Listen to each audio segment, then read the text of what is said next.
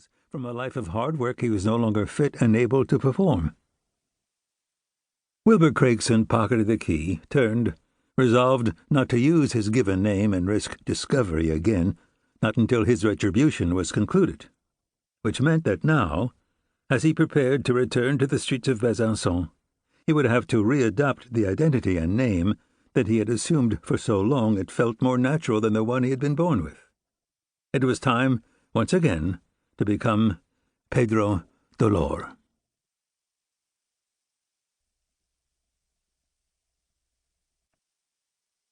Part 1. Monday, May 5th, 1636.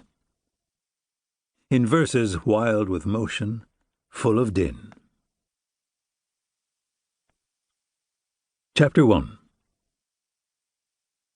Sharon Nichols peripherally detected a hint of motion in the sky and scanned above the low-tiled roofs that screened the Dew River from view. Just to the right of St. Madeleine's Gothic steeple, a small oblong was descending from the low clouds like a bit of grey fluff shearing off from the cottony white cumulus. That was probably the dirigible they had been waiting for. Probably. She turned toward her husband, Ruy Sanchez de Cazador y Ortiz, who was deeply involved in a discussion with two recently arrived Burgundian guards who were not from Besancon themselves.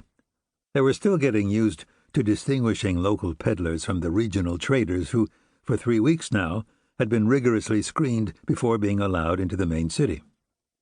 More and more of them were being turned back across the old Roman bridge into the less densely built and less affluent district on the other side of the Dew, the Baton.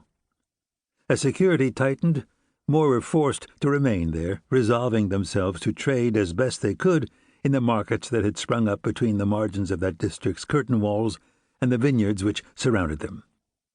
Which in turn meant that lodging, even in barns and hastily improvised shelters, had become exorbitantly expensive, if available at all. Of particular annoyance to Ruy and the various officers of the city's temporary and multi-tiered security forces were the new arrivals who, daily it seemed, attempted to pitch tents, erect market stalls, or both, along the margins of a field in the north reaches of the Baton. But as surely as those hopefuls arrived, they were just as surely shooed away. That enticing stretch of close-mown grass was the marshalling field of the city's makeshift aerodrome. The dirigibles, inbound mostly from the United States of Europe, but also from the lowlands, Bergamo, Venice, and even Austria, had been arriving with increasing rapidity through the month of April. However, even as May brought improved weather, the rate at which the comparatively well-heeled air travelers arrived had begun to diminish. Sharon turned back toward the north, marked the progress made by the grey oblong, which was now close enough to see in greater detail.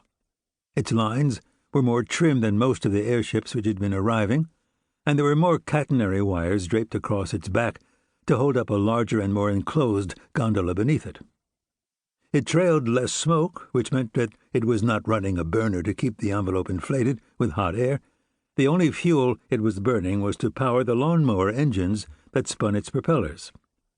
As it angled lower toward the pennons flying over Besancon's walls, she had no doubt left. This was, definitely, a hydrogen airship, and therefore the one they had been waiting for. Sharon turned toward her husband. "But Ma's here." Ruy glanced at her, a smile creasing lean cheeks already well equipped with wrinkles. 33 years Sharon's senior, Ruy's face was the only physical signifier of his age. Almost wasp-waisted and with an erect bearing that connoted both vigor and long decades of service to the Spanish crown on 5 continents, the crow's feet at the corners of his eyes and deepening smile lines merely made him look mature. And if there was any gray in his mustache or painstakingly styled beard, she could not see it, although Sharon did wonder if the occasional glints she noticed there were the reflections of pomade or the start of a few telltale strands of silver. His eyes briefly left hers, scanning the sky. "Yes, my love. At last. But Ma arrives, the old scoundrel." Which, had Ruy been anyone else, would have been an outrageously disrespectful comment. Alfonso de la Cueva Benavides y Mendoza Carrillo, still referred to by his former title, the Marquess de